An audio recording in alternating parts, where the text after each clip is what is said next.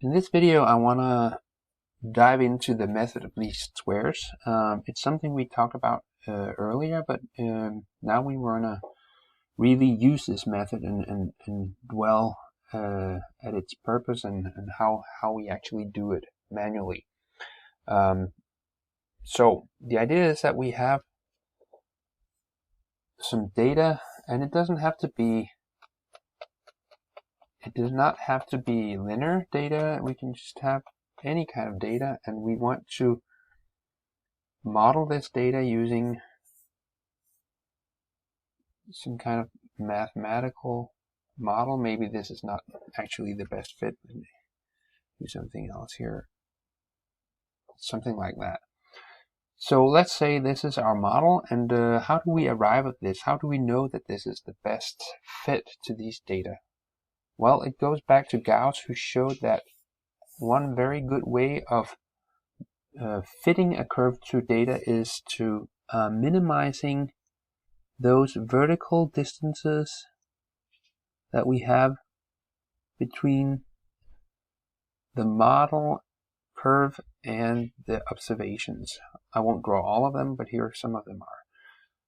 So you could say that you have the predictions of the model, which is this point here. For this x value here, let's put some labels on this. Here we have x, here we have y. And for this x value here, the model predicts this y value here. So we could call that, let's call this x, I don't know, 17 or something. So it's the 17th point. So for that 17th x value, the model predicts what we would call y hat 17. But the actual value for that x value is y17. So this is our observation here. This is our model prediction, and this is the regressor, the explanatory variable. And there's a difference between what the model predicts and what we actually observe. And this difference here, if we have a good model, the difference won't be too big. So how do we find the best model? Well, that's by minimizing this area here, which I'm drawing here, and the area is the square of the vertical distance. So we can visualize that by actually drawing squares that have the area of the area squared, so to speak. So you can try to vary. Well, I'll use the red one here. The line here has some kind of equation, f of beta and x, where this is the regressor variables, and this is the explanatory variable or regressor. Sorry, this is the regressor variable. I'm not saying correct. This is the regressor variable. These are the regressor coefficients. I want to get it right here. Like if it's a linear model, we would have something like f of beta and x is equal to beta naught plus beta 1 times x. That's one example of a model. So when I write beta here, it could be lots of betas. It's just a bunch of parameters and then the x values here. Okay, so how do we find this line which is the best fit? Well, by what characterizes this line is that the sum of these green squares is as small as possible. So let's write that in a formula here. So let's use the green one. Let's start in another place. we take each observation, yi, and then we subtract each of the model predictions, y hat I, and we square it. And then, so now we have the square of the ith difference between the observation and the model prediction. We square that, and then we sum over all the i's from 1 to n if we have n observations. So this is the sum of squared errors, or SSE. All right, notice that this model prediction of course depends on the model. So it depends on our choice of beta values and the x values. We can't change the x values, but we can change the beta values. Changing the beta naught and beta 1, for example, would change the line, the slope of the line, and the intercept of the line. So by varying the betas, we can't vary the x's are fixed, but by varying the betas, we want to minimize this sum of squared errors by minimizing the betas. Now, for a linear regression, if our model is linear, then this problem here of minimizing this green area sum here, this problem is an easy one, so to speak. We have formulas of finding the suitable values for betas that would minimize this sum here. But for nonlinear regression, this problem is not trivial. We would have to use numerical methods to solve this problem. Okay, we'll get back to that in another video. For now, it's just very important that you understand that minimizing this sum of squares is what gives us the best choice of parameters. Another way to show it is to a slightly more abstract way. You could think of if you picture this sum here for each choice of betas, let's say beta naught and beta 1. For each choice of beta naught and beta 1, we get a different set of predicted values here. So that means we get a different sum of errors, squared errors. So we can kind of picture that. Let's use a purple one for the function. So you have some sort of function surface here, and you might think of this surface having a minimum somewhere. So what we're actually graphing here is the sum of squared errors. That's what we're graphing here on the z-axis here. And at this point here, it seems like it has a minimum. Sorry, it has a minimum here. So that means that for this choice of beta naught and beta 1, let's say that's the one that gives the smallest sum of squares, that would be our critical or optimal choice of beta 1 and beta naught.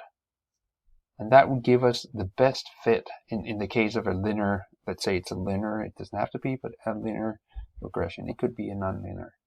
Finding this spot here is easy for a linear regression, not necessarily so easy for a nonlinear regression. The measure of how good our model is often is this coefficient of determination. Determination, yes. And we compute it by saying 1 minus the sum of squared errors divided by the sum of squared total. what does total mean here? Well, this thing here, and I'll find another color for that. Sorry. Let's make it orange. Is the sum of each of the observations minus their mean, the average, squared. So you could think of that as if this is the, let's say we have, I don't know, maybe here, that's the mean of all the y values. This line represents the mean, y bar. So this sum here, well, that's all the differences, or the deviations from the mean for all the observations. I won't draw all of them, but if you think of these squared,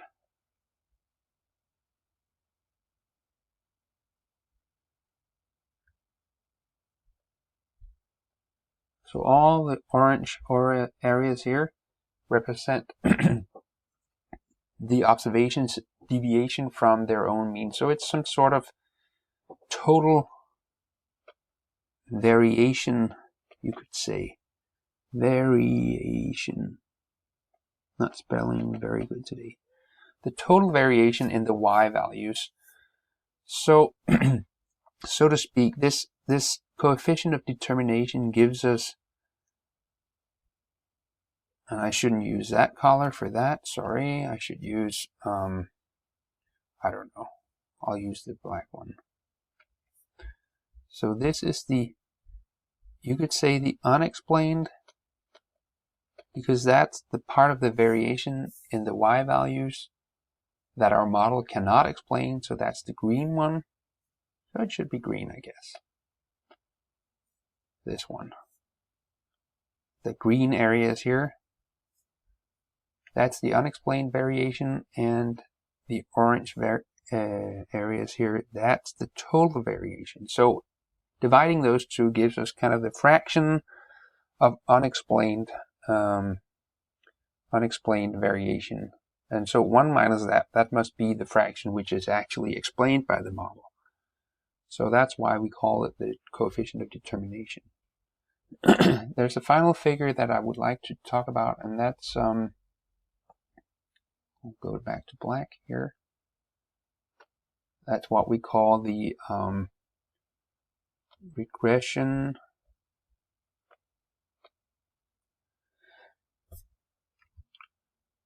standard error, or sometimes it's called the residual standard error. And remember, a residual is just this difference here. So this would represent the ith residual. So it's this vertical distance between the observation and the predicted value of the model that we talked about before. That's a residual. So we have as many residuals as we have observations. So the residual standard error, or the regression standard error, that's a way to interpret that is the mean distance of observations from the fitted curve. How would we compute the mean distance of these observations from the curve? Well, obviously it involves this quantity here. So we would compute it like the sum of squared errors. Let's just use the green one.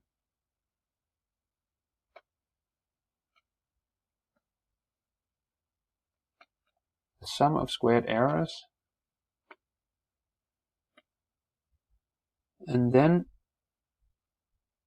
divide it by the number of observations, because we want the mean distance.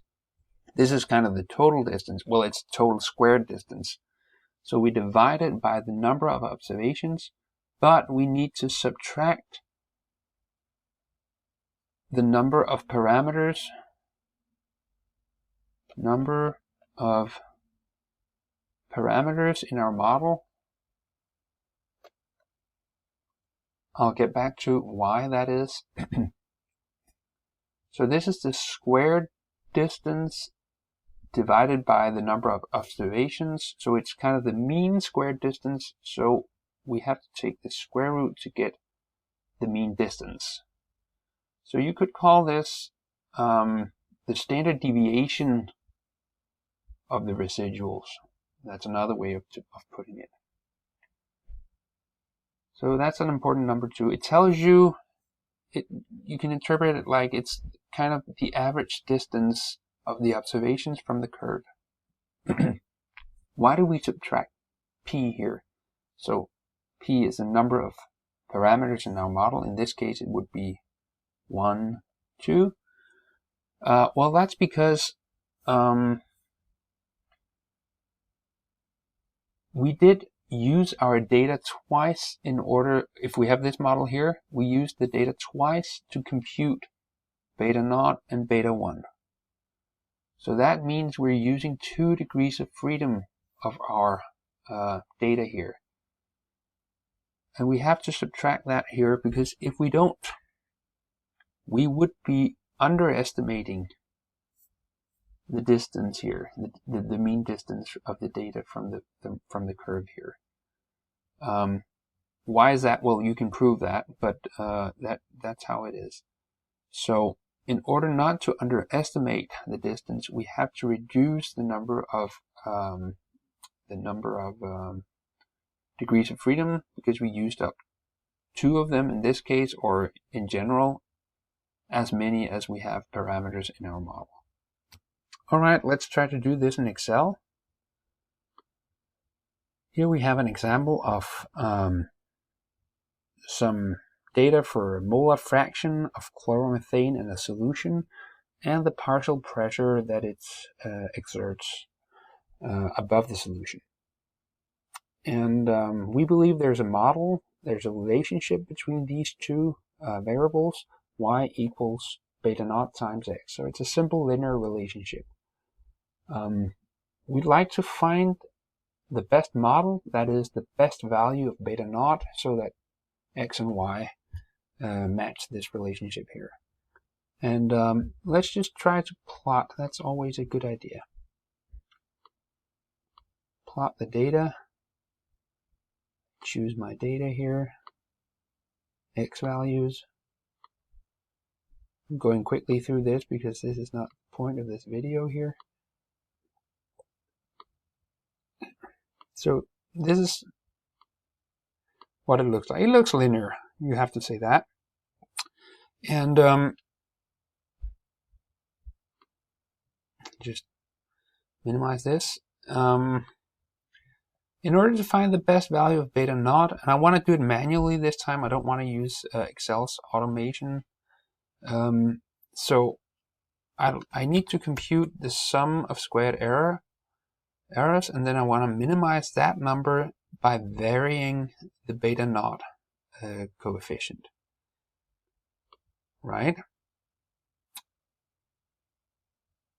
In order to do that, in order to compute the sum of squared errors, I need to compute the predictions of the model, the y values that the model predicts. In order to do that, I need to have some sort of guess for my beta naught. Otherwise, I cannot compute any values here. So I need to guess for a value of beta naught, a starting guess. And why not just take the data and just make a rough guess, saying take 126 minus this value here, 27.3, and divide it by 0.024. Well, actually I need a bracket here, like that, minus 0.005. So that's just taking, this point and this point and computing the slope between those 2 points. And so that gives me a good guess. I'll just use this one as my initial guess for beta naught. And now I'm ready to compute my predicted values here. So that's, according to the model, the predicted value is beta naught times the x value. So that's prediction. This is the observed here. I want to copy this formula down here, so I'm putting in some $signs here in order to keep this cell fixed, because I want to use this number every time all the way down. So I copy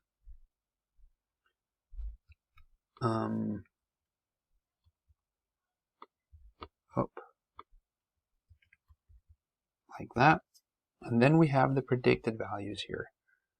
Now I'm able to compute my sum of squared errors. That would be the sum of these values here minus these values here. And we actually want to square those, so I'll put in another bracket here and square that. Put in another bracket here like that, and then I press Control Shift Enter to get the computation. Control Shift Enter. That's my sum of squared errors. Now if I change my beta naught here to something else, then you can see I changed the sum of squared errors. In this case it got bigger, smaller. Oh, let's try another one here. 6,000.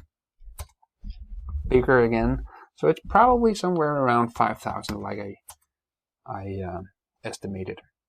But how do I get the very best fit? Well, I could try to just vary this number manually, but I want to use the solver. So I'll go into data here and choose solver, problemløser in Danish.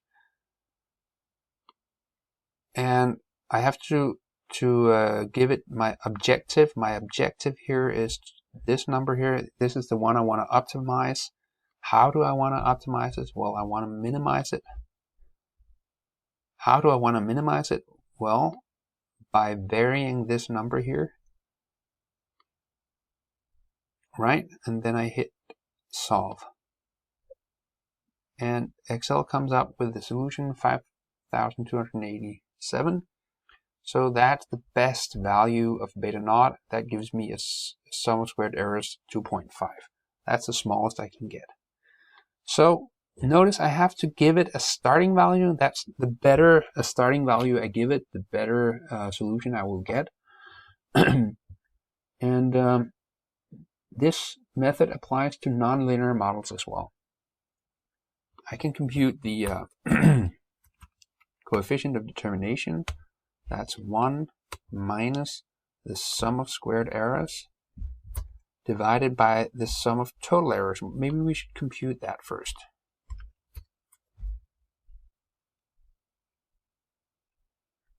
So if you think back, this is one here. That's all the observations minus their mean squared and then summed. So we get sum of all the observations minus their mean, in Danish middel, in English average here.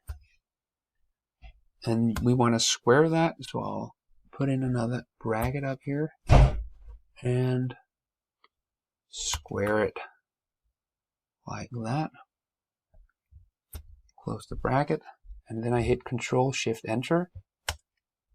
So that's the total error. Oops, did I change this one? We'll have to change it back. Sorry. Like that. Right. And then the coefficient of determination, that's 1 minus SSE divided by SST. So we have a very high coefficient of determination. Let's see if Excel agrees with itself. I'll add a trend line here, and let's show the equation of the trend line. Well, that's not the same slope as the one we calculated, but that's because Excel uses a different model, one that has an intercept here. Our intercept is 0 according to the model here. So I'll just choose the option of a user-defined intercept, which should be, oh, sorry, that's the wrong one here. This one. And the user-defined intercept is 0.0. And now you see the coefficient is the same here. And I choose the r squared value, and you see I get the same number here. So finally, let's compute the standard error of regression. This turned out to be a long video. I'm sorry about that.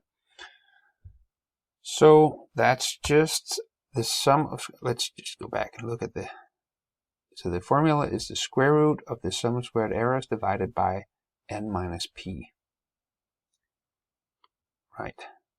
So square root in Danish, kvadrat, SQRT in English, of the SSE divided by the number of observations, which is 4, minus the number of parameters, which is 1, like that. So we have the standard error of regression.